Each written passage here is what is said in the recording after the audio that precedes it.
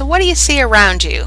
Are you starting to become more conscious of the ergonomics of work? As you go out, you're either at work, you're in your home environment, you're doing some of your normal daily activities. What are you observing? For example, went grocery shopping recently and saw an employee stocking shelves, and just thinking about that's a heavy task, moving liquids, a lot of liquids to restock and so on. They're bending, lifting, bending, lifting. This is a constrained posture, and you think that's bad enough, and then you observe this one where the employee almost disappears into the shelves. So open your eyes, get used to looking around. What are the ergonomics of the situations that you're in? So manual material handling. We're going to be covering in this lecture the psychophysical approach by using the Liberty Mutual tables in ErgoWeb. The Liberty Mutual Research Institute for Safety in Hopkinton, Massachusetts tested a large sample of industrial employees. They brought each individual employee in and set up a well-controlled task. For example, if it were a lifting task, they would identify they would set the box size, they would set the starting point, the ending point, how far it's lifted, and the frequency rate. And once those were set, they would ask the employee to add or take away weight from the box until the employee considered it was the most he could possibly lift given that task setup, again that frequency, load, so on and so on, but the most that he could lift without sustaining an injury to his body. And so he was using his considering his muscle use, muscular effort. He was considering his heart rate, his breathing. He's considered these factors as he was deciding, what do I think is the most that I can possibly do without developing an injury. And so Liberty Mutual collected this information, so this guesstimate, from a large sample of workers, and they made this data available. And so ErgoWeb has used it, built it into a database, and so they can predict if you have an industrial working population, so your typical workers, that would be similar to the ones tested at Liberty Mutual Research Institute. How much do they think your workers can lift if they are similar? The databases in ErgoWeb are set up to look at making predictions for lifting and lowering, pushing and pulling, and carrying. And notice that each of those tasks has its own tool, and so within the lifting and lowering you can only specifically look at lifting or lowering. For the lifting and lowering task, there are specific variables that you have to specify to be able to pick or identify what the recommended limit is. So what workers were willing to lift. So you identify the task type, gender, percent of the industrial population that will perform this task, your lift or lower range, the box size, in particular the object width, the vertical distance that the load travels, and your frequency rate. Okay. So after identifying the lift or lower, picking one of those, the next thing is to identify the person. So who are you designing for? In order to do that, we'll need to identify the gender and the percent of the industrial population that will perform this job. Okay, so you go out, you have a lifting task. Ideally, you would want everybody possible to be able to lift it without the threat of injury. So you'd ideally want it to be 100% of your weaker sex. If they could do it, then everybody possible could. But you're going to find that strength is pretty variable, and so human strength is pretty variable. We can't get jobs that 100% of people can do. It would just not be physically possible to get jobs done. And so rather than considering 100%, we go for a best case, what's a fairly conservative value that will protect most people from injury. And we find that it's either 75% female. So if females are on the job, in order to get manual material handling jobs done, we protect the most, and we set a 75% level. they start seeing more injuries if the rate or if the percentage is lower than this. And so 75% female. Or if only males are doing the job, we can set it at a higher level, 90% if only males are doing it. Okay, so whenever you have a working population that is female only or is mixed sex, the limit will be set based on 75% female.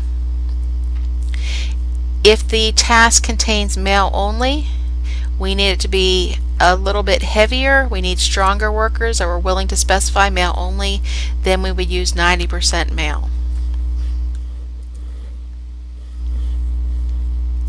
The other task identifiers, task variables that we need to specify after we know it's a lift lower, after we know what sex and what percentile we're interested in designing for.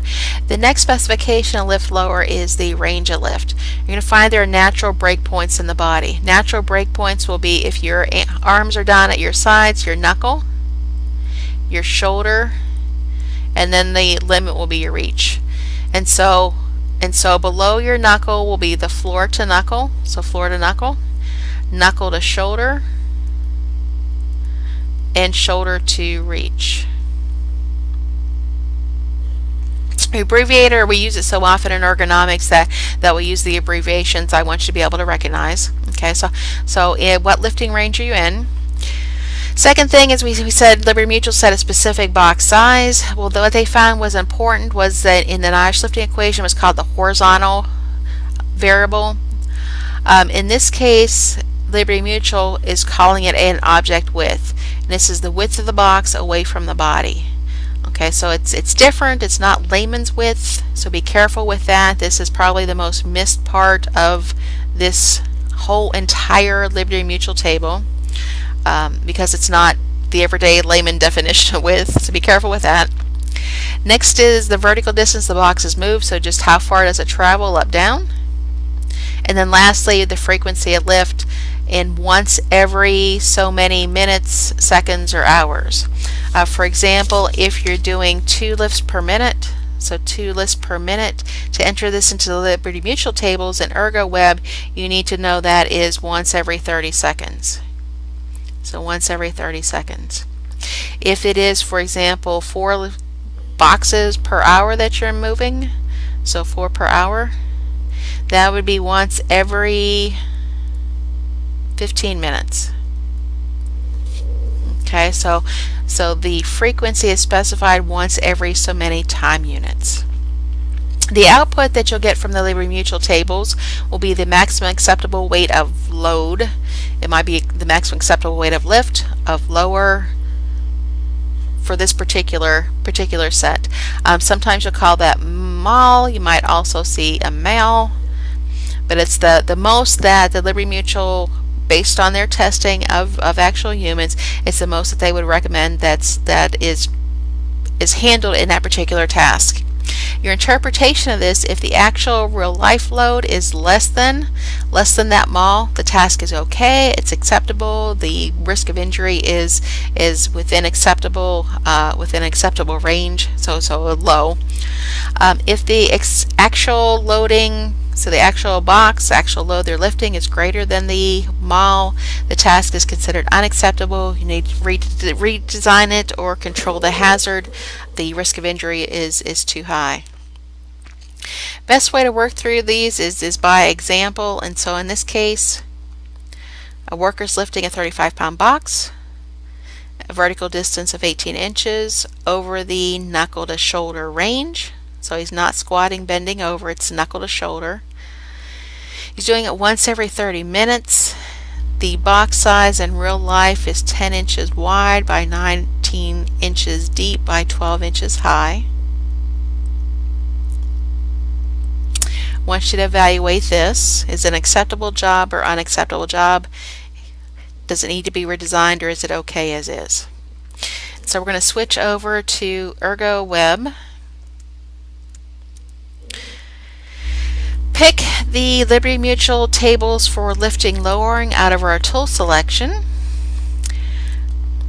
and work through this problem. Your choices in the lifting lowering tool, we're going to select lifting, In this problem, you want to pick, is it male or is it female? In this case, the problem doesn't tell you. So it doesn't tell you, and so the most conservative, the most protective way you can design this is to go for the weaker females. Once you pick female, I automatically want you to pick 75% of the population will be capable of performing these jobs. Okay, so use that as an ergo standard. In your workplace, you'll have a choice of all those possibilities, but the most common kind of ergo rule of thumb is to go with 75% female.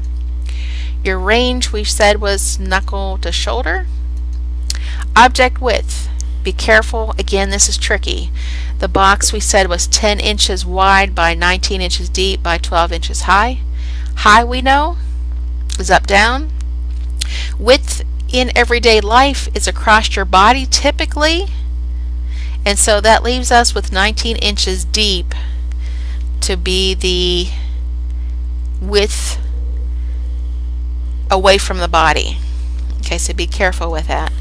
Vertical distance the box travels was 18 inches. It was one lift every 30 minutes. So that was giving it to you directly. You didn't have to translate that. Hit calculate or analyze, and it'll give you the maximum acceptable weight of load for this lifting task is 29 pounds. Notice it doesn't, at no point do you input the actual weight, and so it doesn't give you a yellow, green, red assessment. You've got to go back and interpret yourself. And so mol is 29.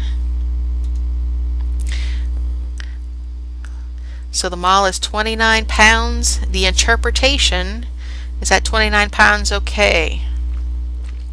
Your actual is 35 pounds. 35 pounds is greater than your mol recommended. So it's a bad job, unacceptable job, need to redesign. We can redesign it by getting it down to 29 pounds. And so put less stuff in the box, get a lighter weight container, get it down to 29 pounds. That would make the job okay. Or we can go back and redesign the job. And so what could we do in ErgoWeb to make that a better acceptable job? If I go back and try to revise the inputs, I'm left with the same lifting task, same female 75%. I'll keep it in the same range because that's the best range. Object width, what if I make that a smaller width?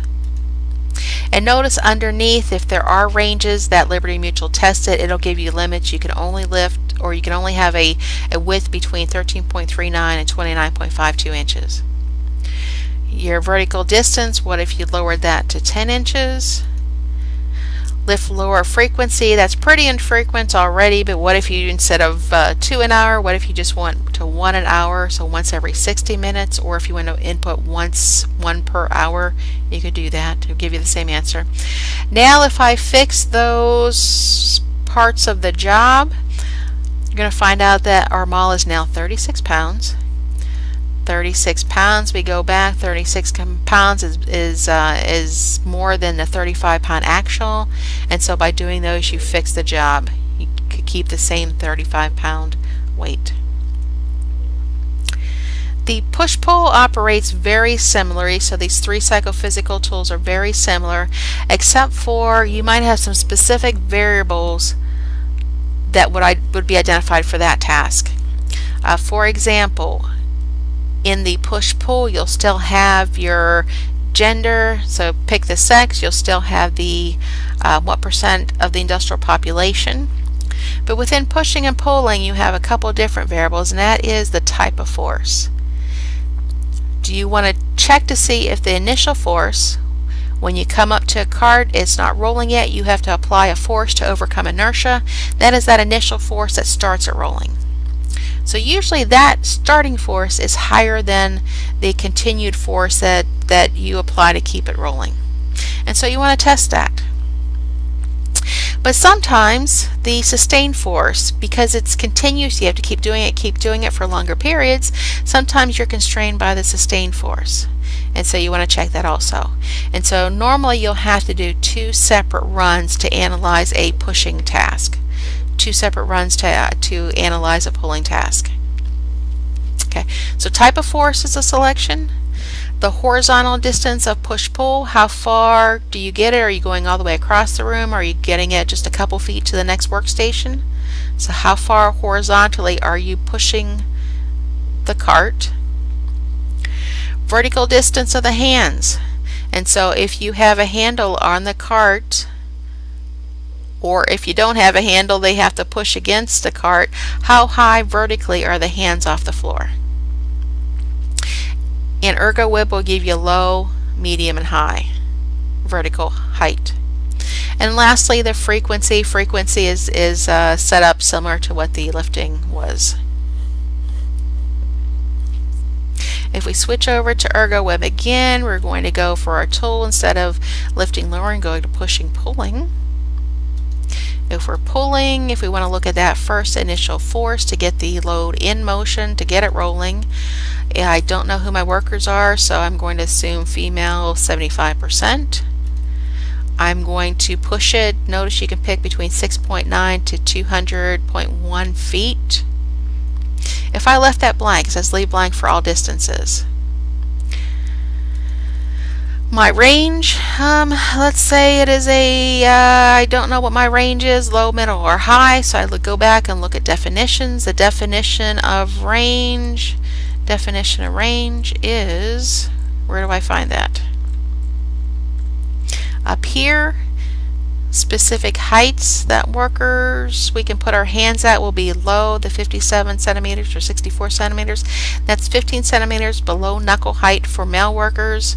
57 centimeters is 15 centimeters below knuckle height. So the one height that they're giving you, the one vertical location of the hands, is below 15 centimeters below knuckle height for an employee wearing shoes. Okay, so if that were my low choice. So I want to match that up as closely as possible. Push-pull frequency, let's just say I do this once an hour. Calculate.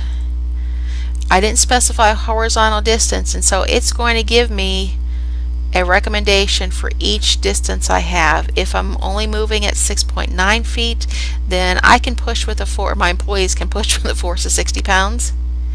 If I'm pushing it, or my employees are pushing it 100 feet, then it would drop down to 45 pounds.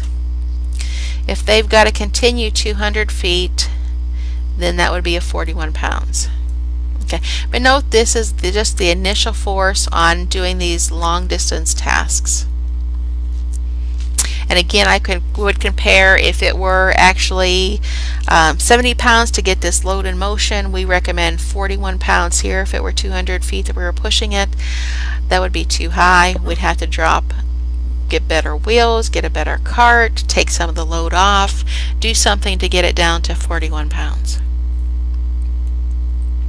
Okay, so that takes care of pushing, pulling, and then lastly we have carrying. Carrying is very similar, so very step through, identify sex, industrial population. Carry is the only choice. Your two inputs here, horizontal and vertical, we seem to see that in all of our other material handling tasks, but the vertical is how high are the hands vertically off the floor. So are they holding at the bottom of the box, or are they holding at the top of the box? Okay, so how high are the hands off the floor vertically? And secondly, how far are they carrying it? And so short distance, long distance, how far do they physically have to support the load as they're carrying it? Frequency is set up the same way. And then interpretation is the same. Okay, so that takes care of the Liberty Mutual tables for lifting, lowering, pushing, pulling, and carrying.